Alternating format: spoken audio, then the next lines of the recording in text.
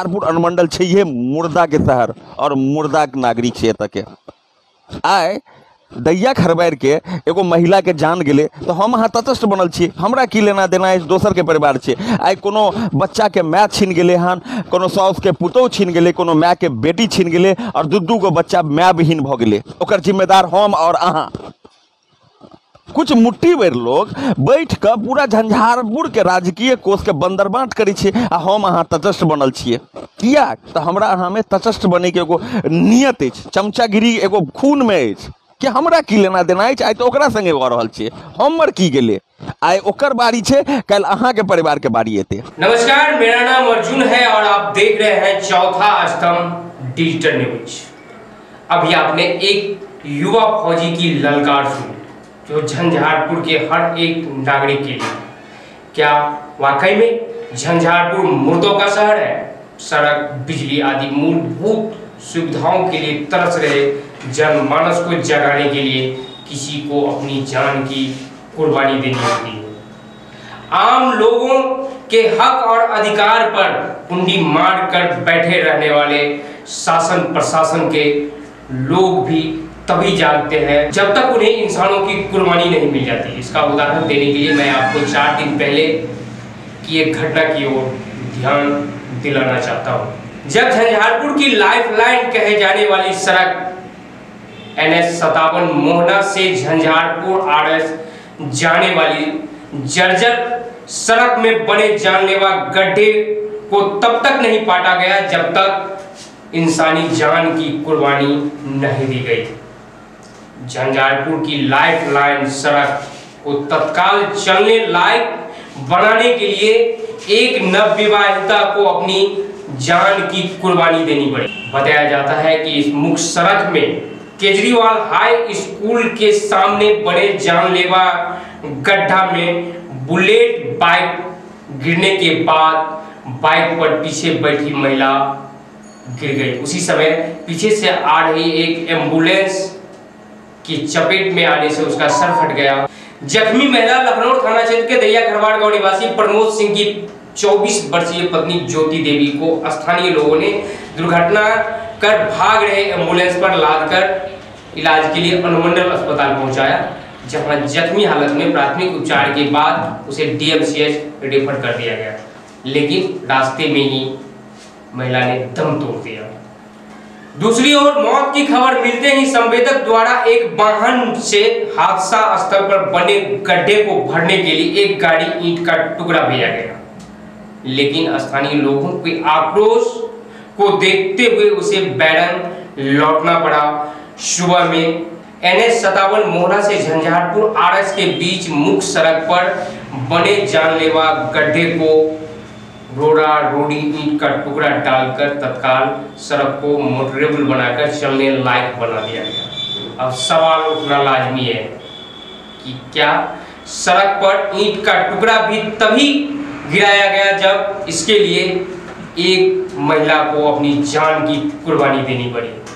किसी की जान जाने से पहले भी तो सड़क पर ईंट रोड़ा रोड़ी गिराकर उसे मोटरेबल बनाया जा सकता था। महिला के मौत के बाद पूरा सड़क रिपेयर भ गेलै पथ निर्माण विभाग के संवेदक के द्वारा। तो ई साबित भ रहल छै जे फंड के कमी नहीं चले, रिसोर्स के कमी नहीं चले, कमी तो चले नियत के। कतो ने कतो इस साल के पूरा मेंटेनेंस के पैसा के घपला करे के प्रयास चले और ओहि प्रयास में उ सब लागल चलत। अचानक एक महिला अपन सर्वोच्च बलिदान दै छथि और इस गांव के रिपेयरिंग भ जाइ छै रोड के। ताई धन्यवाद देबन ओहि महिला के जे के कारण भ गेलै। हम अहाँ मुर्दा छी, कोनो हालत में कतौ से स्वाभिमान, आत्मसम्मान, जागरूकता जे एक नागरिक के कर्तव्य सब हमर सबके मरि गेल अछि।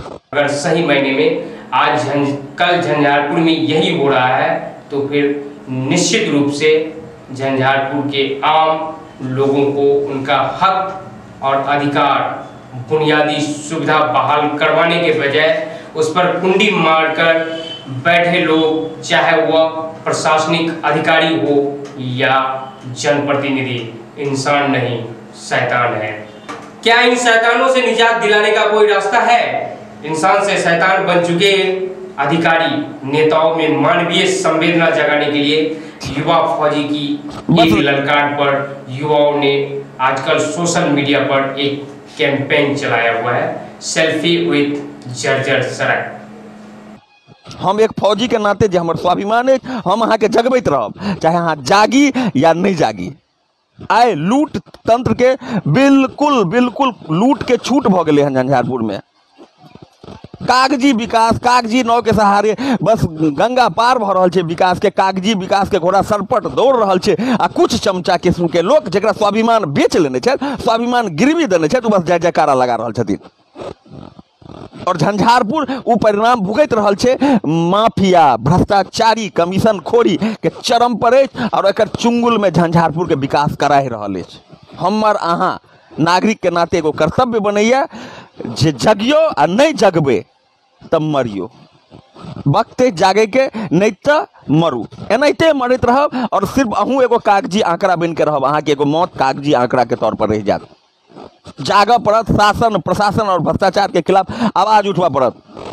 सोशल मीडिया पर झंझारपुर की सड़कों की दुर्दशा की तस्वीरें छा गई है। बावजूद इसके यहाँ के जवाबदेह अधिकारी और नेताओं का पर कितना फर्क पड़ता है, यह तो आने वाला समय बताएगा। लेकिन आज हम आपको एक जरूरी बात बताने जा रहा हूँ कि पाप का घड़ा आज न कर भरकर फूटता जरूर है। अब घड़ा भर चुका है, जल्द ही फूटेगा भी, क्योंकि मामला अब न्यायालय में पहुंच गया है।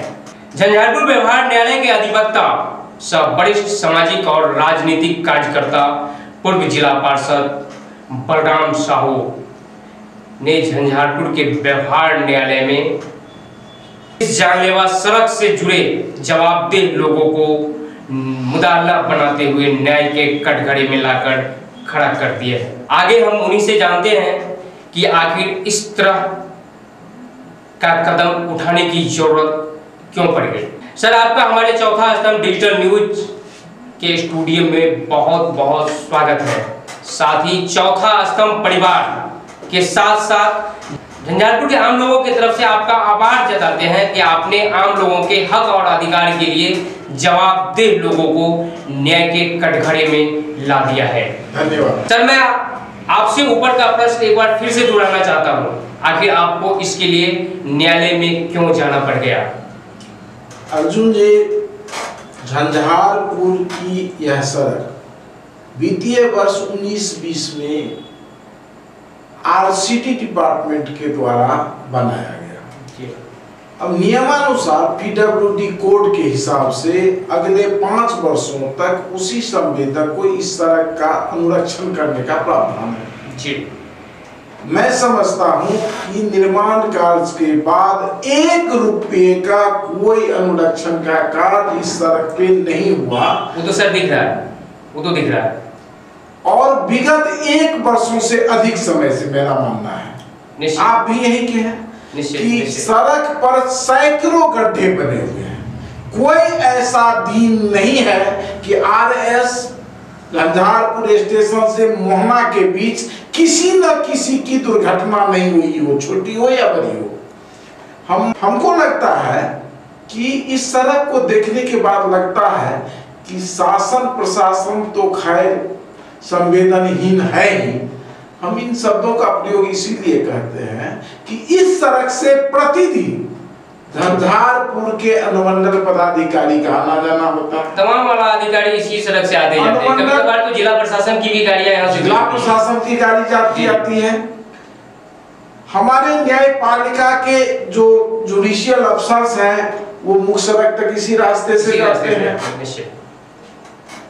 यहाँ के एमएलए, एमपी, मंत्री लोगों का, चूंकि झंझारपुर में जो आईबी की व्यवस्था है वो आरएस के पास है, तो जो भी बड़े मंत्री संतरी या एमएलए एमपी रुकते हैं तो उसी आईबी में रहते हैं और आईबी जाने के लिए इसी सड़क से जाना है। तो आखिर ऐसी कौन सी स्थिति आ गई कि पूरा सिस्टम 1 वर्ष से अधिक समय से इस जर्जर सड़क को देख रहा है, रोज दुर्घटनाओं को देख रहा है, झेल रहा है, न कोई प्रशासनिक हस्तक्षेप हो पा रहा है, न उस संवेदक को अनुरक्षण करने के लिए बाध्य करने की कोई ठोस आदेश दिया जा रहा है, और राजनीतिक सामाजिक कार्यकर्ता जिसके ऊपर इस बात की जिम्मेदारी है कि जब सरकार के तंत्र संवेदनहीन हो जाते हैं तो सामाजिक राजनीतिक कार्यकर्ताओं का दायित्व होता है कि उसको जगाना, उसको अपने दायित्व का बोध कराना और उसके तत्परता पूर्वक एक संघर्ष को सामने लाना जिसके बाद इसका समाधान हो सके। तो मैं समझता हूं कि हमने देखा कि एक तरफ में प्रशासन में संवेदनशीलता है, विभाग 2 वर्षों से अनुरक्षण की राशि को गमन कर रहा है, एक ढेला मिट्टी कहीं नहीं गिराया।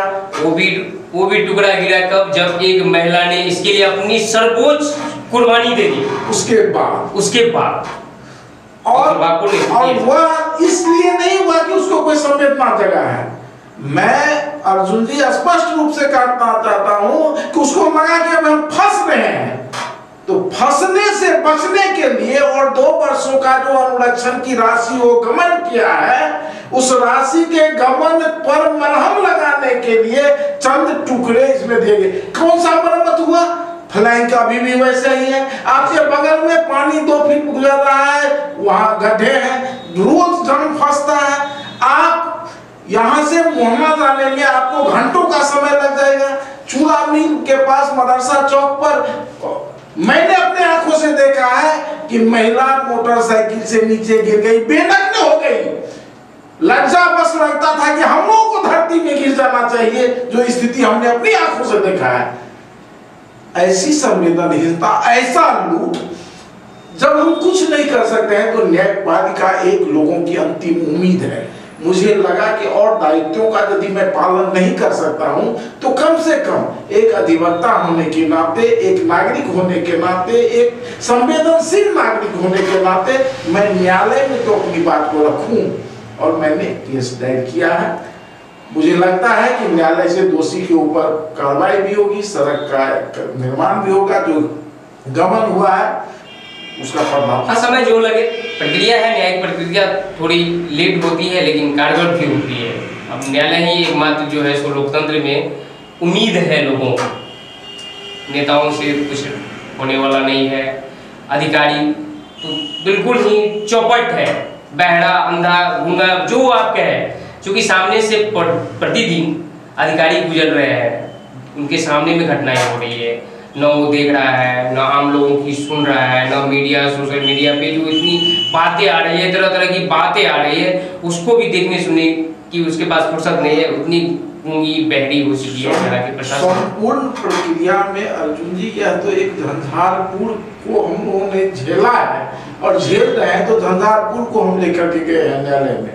या हम आभार व्यक्त करना चाहते हैं प्रिंट मीडिया और इलेक्ट्रॉनिक मीडिया को भी कि कम से कम इन चीजों को वो अखबारों में या इलेक्ट्रॉनिक मीडिया में उठाता रहा है। यह बात दिगर है कि उन न्यूज के प्रकाशन से या फिर किसी के कान पर जू नहीं लगा, यह बात दिगर है। सर, एक पिछले दिनों एक युवा फौजी का वीडियो सोशल मीडिया पर खूब चर्चा में है। उन्होंने स्पष्ट बोल दिया है कि झंझारपुर मुर्दों का शहर है। मैं तो अखबार या मीडिया, सोशल मीडिया हो या फिर प्रिंट मीडिया हो, उन्होंने अपना काम तो कर दिया, लेकिन जब तक यहाँ की पब्लिक जागरूक नहीं होगी, वो लोग नहीं जगेंगे, तब तक मीडिया क्या कर लेगा। मैं आपको पहले ही कहा जी कि जब राजनीतिक सामाजिक कार्यकर्ता अपने जिम्मेदारी से मुकरते हैं तो आम नागरिक को न्यायिक शरण में जाना होता है। जब एक आम नागरिक के हैसियत से हमको न्यायपालिका में जाना हुआ, यही लकीर खींच जाती है कि राजनीतिक सामाजिक कार्यकर्ता अपने दायित्वों का पालन ठीक से नहीं कर पा रहे हैं और प्रशासनिक तंत्र से अब लोगों को कोई बहुत उम्मीद भी नहीं रह गई है। लोग अब नौकरी करने आते हैं। हमने संवेदनशील पदाधिकारियों को भी देखा है कि जो छोटी छोटी समस्याओं का समाधान चुटकी बजा के करवा दिया करते थे, अब तो लोग नौकरी करने आते हैं, सेवा करने आते नहीं है। जब नौकरी करने आएंगे तो तनख्वाह लेते हैं और तरह की चीज उनको मिल जाए, सुख सुविधा मिल जाए, सैल्यूट मिल जाए, इस बात के लिए लोग पदाधिकारी होते हैं। सर, आपसे एक अंतिम मेरा सवाल है, क्योंकि आप पुराने राजनीतिक कार्यकर्ता रहे हैं, पुरानी राजनीतिक कार्यकर्ता हैं, सामाजिक कार्यों से जुड़े हैं और कानून विद भी है। अभी आप झंझारपुर में कई वर्षों से देख रहे हैं, सिस्टम को देख रहे हैं। यहाँ के जो जनप्रतिनिधि हैं, जो MP हैं, MLA हैं, समय समय पर चुनाव में जनता का वोट लेकर यहाँ से जाते हैं पटना, दिल्ली, और जनता को इस हाल में छोड़ के चले जाते हैं। तो अब जनता को क्या करना चाहिए? देखिए, जनता को अपने दायित्व का जब तक बोध नहीं होगा, वह अपनी जिम्मेदारी को नहीं समझेंगे, तो जो उनके जनप्रतिनिधि हो या प्रशासनिक पदाधिकारी हो, वह संवेदनशील नहीं होगा। अब आप कहेंगे कि जनता का क्या दायित्व है, जनता तो वोट देती, बात खत्म होगी। जनता का दायित्व यहाँ समाप्त नहीं होता है। जनता का दायित्व यह भी है कि हमारे द्वारा चुने गए जनप्रतिनिधि और हमारे सेवा के लिए, हमारे कार्यों के संपादन के लिए बनाए गए प्रशासनिक तंत्र कहां तक अपने कार्यों को ठीक से कर पा रहा है या नहीं, इसका मूल्यांकन करना। और जहां मूल्यांकन आपका ठोस होगा, वहां प्रतिरोध स्वतः हो जाएगी, और जब प्रतिरोध होगा लोग डरेगा। मैं थोड़ा सा आगे बढ़ के आपसे कहना चाहता हूं, यह सवाल झंझारपुर का नहीं है, सवाल पूरे देश के अंदर, पूरे बिहार के अंदर, पूरे जिला के अंदर। मेरा एक बात हम कहते हैं, सड़क के अनुरक्षण के नाम पर एक प्रखंड में प्रत्येक वर्ष कम से कम 25 से 30 करोड़ रुपए का गमन हो रहा है, एक प्रखंड में प्रत्येक वर्ष। एक प्रखंड में 25 से 30 करोड़ रुपए सड़क अनुरक्षण के लिए, अनुरक्षण के नाम पर, और कहीं भी ऐसा कुछ होता नहीं है, 5 वर्षों तक अनुरक्षण करना है। आप बताइए ना, आप भी इलाके में जाते हैं, पूरा जिला घूमते हैं, सड़क बनने के बाद क्या अनुरक्षण की कार्रवाई होती है? अगर सर जनता इस बात को नहीं समझती है, तो उनके जो नुमाइंदे हैं वो तो जानते हैं, वो तो पढ़े लिखे हैं, वो पढ़े लिखे हैं, वो क्या कर रहे हैं? वो समझते हैं जब तक हम वोट पार्टी के नाम पर देते रहेंगे, जब तक हम वोट बिना कार्यक्रम के आधार पर देते रहेंगे, जाति के नाम पर देते रहेंगे, या अन्य कारणों से देते रहेंगे, आर्थिक कारणों से देते रहेंगे, जो लोग उस पद के लायक नहीं है वैसे लोगों को हम चुनते रहेंगे, तो बोए पेड़ बबूल का आम कहां से खाए? आप वोट दोगे जात के नाम पर, वोट दोगे पार्टी के नाम पर, वोट दोगे आप अन्य नामों पर, वोट दोगे पैसे के नाम पर, आप अच्छे जनप्रतिनिधि नहीं कर सकते हैं। आज बहुत खुशी हो रही है कि एक तरफ एक युवा फौजी युवाओं में एक ललकार भरकर अभी सोशल मीडिया पर एक कैंपेन चला रहे हैं, जिसका परिणाम दिखेगा, आज ना कल दिखेगा। सोशल मीडिया आप देख लीजिए, झंझारपुर की जो ये बदहाल सड़क है उसकी तस्वीरों से भरी हुई है, और एक तरफ एक पुराने राजनीतिक कार्यकर्ता आम जनता को जगाने के लिए हमारे साथ हमारे स्टूडियो में आए। सर, आपका बहुत बहुत धन्यवाद। बहुत धन्यवाद।